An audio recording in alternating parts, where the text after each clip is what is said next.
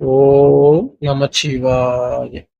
வணக்கம் நண்பர்களே, உங்கள் ஜோதிடர் தருமராஜன். இன்று நாம் காண இருக்கும் தலைப்பு எதை பற்றி என்றால் 2026ஆம் ஆண்டு புத்தாண்டு ராசி பலன்கள் வரிசையிலே காலபுருஷ தத்துவப்படி 12வது ராசியான மீனம் ராசியை பற்றி இப்ப விரிவா பார்க்கலாம்.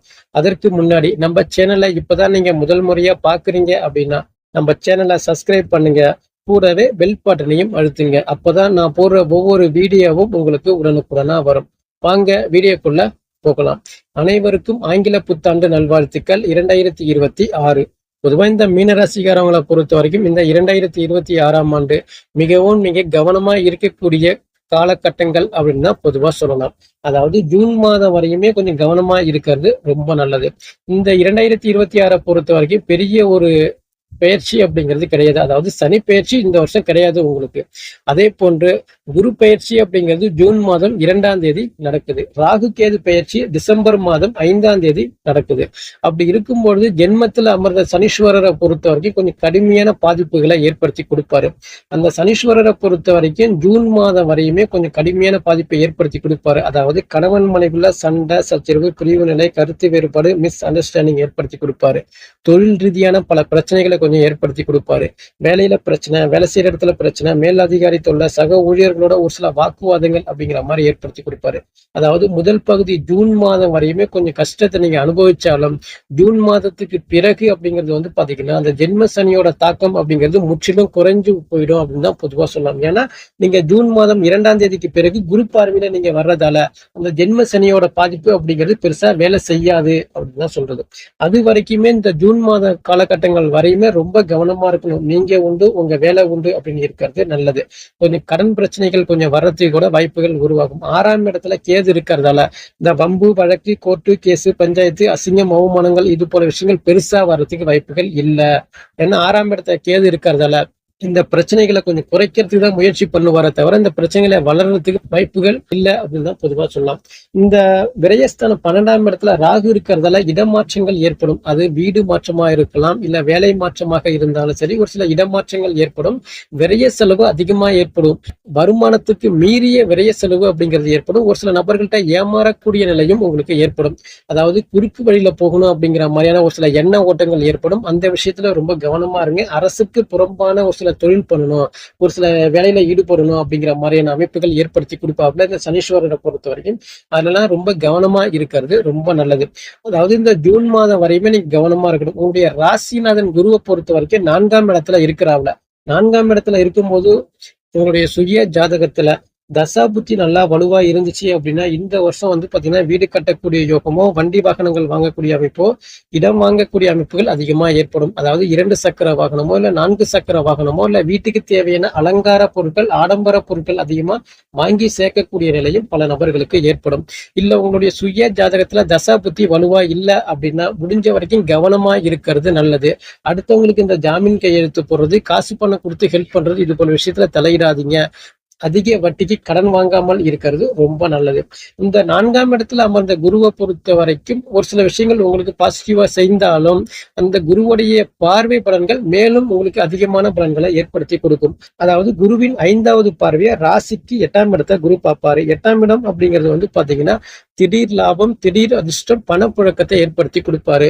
ரொம்ப நாளா உங்கள்கிட்ட காசு பணம் யாராவது வாங்கிட்டு ஏமாத்திட்டே இருக்கிறாங்க அப்படின்னா இந்த காலகட்டத்துல கொஞ்சம் அவங்களை நீங்க டார்ச்சல் பண்றது கொஞ்சம் முயற்சி பண்ணீங்க அப்படின்னா அந்த காசு பணம் அப்படிங்கிறது உங்களை தேடி வரும்.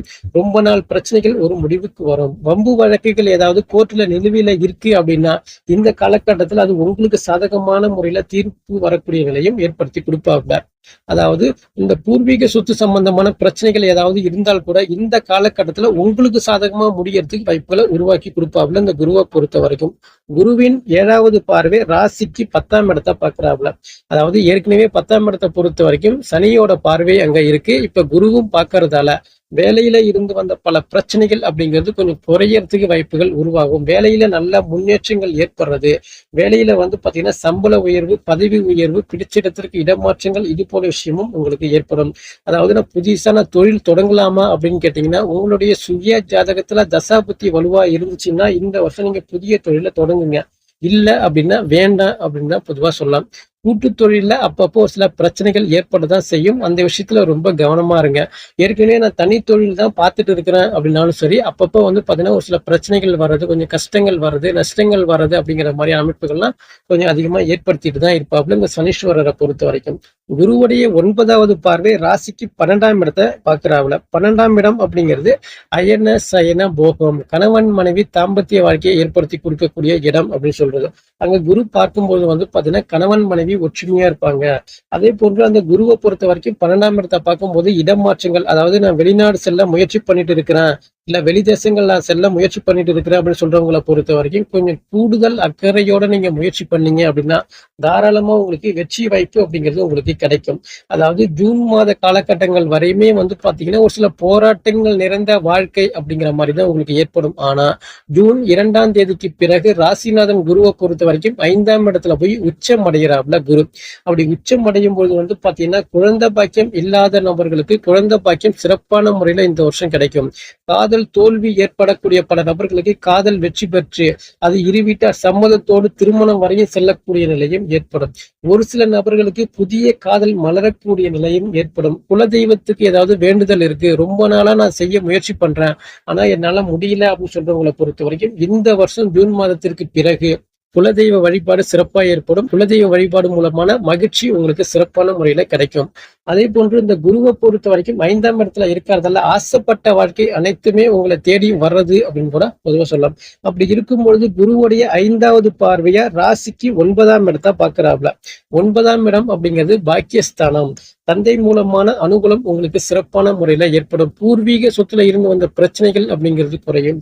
பூர்வீக சொத்து உங்களுக்கு கிடைக்கும். தந்தை மூலமான அனுகூலம் உங்களுக்கு கிடைக்கும். தந்தை மூலமான சொத்து பத்து கிடைக்கிறதோ இல்லைன்னா காசு பணங்கள் கிடைக்கக்கூடிய நிலையும் உங்களுக்கு சிறப்பான முறையில ஏற்படும். கல்லூரி படிப்பு மாணவர்களை பொறுத்த வரைக்கும் படிப்புல அடுத்த கட்ட நகர்வுக்கு கொண்டு போவீங்க. ஆசைப்பட்ட துறையில படிச்சு நல்ல மதிப்பெண்கள் பெறக்கூடிய நிலையும் ஏற்படும். உடனே வேலை வாய்ப்பு கிடைக்கக்கூடிய நிலையும் ஏற்படும். அதாவது நான் அரசு பணிக்கு நான் முயற்சி பண்ணிட்டே இருக்கிறேன், அரசு பணி கிடைக்குமா அப்படின்னு சொல்றவங்களை பொறுத்த வரைக்கும் இந்த வருஷம் கொஞ்சம் கூடுதல் அக்கறையோட முயற்சி பண்ணீங்கன்னா அரசு சார்ந்த துறையில நீங்க பெரிய அதிகார பொறுப்புல செல்லக்கூடிய நிலையும் பல நபர்களுக்கு ஏற்படும். இந்த குருவுடைய 7வது பார்வை அப்படிங்கிறது ராசிக்கு 11ஆம் இடத்தை பார்க்கிறாப்ல. லாபஸ்தானத்தை குரு பார்த்தாரு அப்படின்னா லாப நோக்கோடு நீங்க செயல்படக்கூடிய நிலை ஏற்படும். லாபங்கள் அப்படிங்கிறது உங்களை வந்தடையக்கூடிய நிலை ஏற்படும். சேமிக்கக்கூடிய பழக்கம் ஏற்படும். மூத்த சவருக்கும் உங்களுக்கும் இருந்து வந்த பிரச்சனைகள் குறைந்து சுமூகமா செல்லக்கூடிய நிலை ஏற்படும். முதல் திருமணம் எனக்கு தோல்வியில முடிஞ்சிருச்சு, மறு திருமணம் எனக்கு எப்ப கிடைக்கும் அப்படின்னு கேட்டீங்கன்னா இந்த வருஷம் மறு திருமணம் சார்ந்த விஷயங்கள் உங்களுக்கு வெற்றி பெறும் அப்படின்னு தான் பொதுவா சொல்லலாம். வெளிநாட்டு வருமானம் அப்படிங்கிறது பல நபர்களுக்கு மீனராசிக்காரர்களுக்கு இந்த வருஷம் ஏற்படும் அப்படின்னு தான் பொதுவா சொல்லலாம். அந்த குருவுடைய 9வது பார்வை ராசியை பார்க்கறதால ஏற்கனவே ஜென்மத்துல சனீஸ்வரர் இருந்து ஜென்ம சனி அப்படிங்கிறது கொஞ்சம் வச்சு செய்து அப்படிங்கிற மாதிரி ஏற்பட்டாலும் அங்க குருவுடைய பார்வை இருக்கிறதால அந்த ஜென்ம சனியில் பாதிப்பு அப்படிங்கிறது கொஞ்சம் குறையும். ஜென்ம சனியில இருந்து வந்த பிரச்சனைகள் அப்படிங்கிறது கொஞ்சம் குறையும். கணவன் மனைவில ஒற்றுமை அதிகரிக்கும். நான் ரொம்ப நாளா வரன் பார்த்துட்டே இருக்கிறேன், எனக்கு வரன் அமையல அப்படின்னு சொல்றவங்களை பொறுத்த வரைக்கும் நல்ல வரன் அமையும். நல்ல குடும்பத்துல வரன் எடுக்கக்கூடிய நிலையும் உங்களுக்கு சிறப்பான முறையில இருக்கு. அதே போன்று வந்து பேரு புகழ் மதிப்பு மரியாதை அந்தஸ்து இது எல்லாமே உயரக்கூடிய நிலை ஏற்படும். அதாவது ஜென்ம சனி காலகட்டத்துல தூக்கம் பெறுறது நிம்மதிக்கிறது ஒரே மன உளைச்சலா இருக்கு அப்படின்னு சொல்றவங்களை பொறுத்த வரைக்கும் ஜூன் மாதத்திற்கு பிறகு உங்களுடைய வாழ்க்கை அப்படிங்கிறது மகிழ்ச்சியா செல்லக்கூடிய காலகட்டங்கள் அப்படின்னு தான் பொதுவா சொல்லலாம். பொதுவா இந்த மீனராசிக்காரங்களை பொறுத்த வரைக்கும் முதல் பகுதி கொஞ்சம் கஷ்டத்தை அனுபவிச்சாலும் 2வது பகுதி அப்படிங்கிறது உங்களுக்கான காலகட்டங்கள், உங்களுடைய வாழ்க்கைக்கான காலகட்டங்கள் அப்படின்னு தான் பொதுவா சொல்லலாம். பல அனுபவங்கள் உங்களுக்கு கிடைக்கிறது, அனுபவங்கள் மூலமான நல்ல உயர்வு நிலை அப்படிங்கிறது உங்களுக்கு ஏற்படுறதுக்கு வாய்ப்புகளை உருவாக்கி கொடுப்பாரு இந்த குருவை பொறுத்த வரைக்கும். பொதுவா இந்த மீனராசிக்காரங்களை பொறுத்த வரைக்கும் வழிபட வேண்டிய தெய்வம் எது அப்படின்னு கேட்டீங்கன்னா தேய்பிறை அஷ்டமி அன்று காலபைரவருக்கு விளக்கேற்றி வழிபாடு பண்றது சிறப்பான பலன்களை கொடுக்கும். அதே போன்று பிரதோஷம் அன்று சிவாலயம் சென்று வழிபாடு பண்ணிட்டு வர்றதும் மேலும் சிறப்பான பலன்களை அளிக்கும் என்று கூறி மீண்டும் அடுத்த காணொளியில் உங்களை சந்திக்கின்றேன். நன்றி, வணக்கம். ஓம் நமச்சிவாய. வாழ்க வளமுடன்.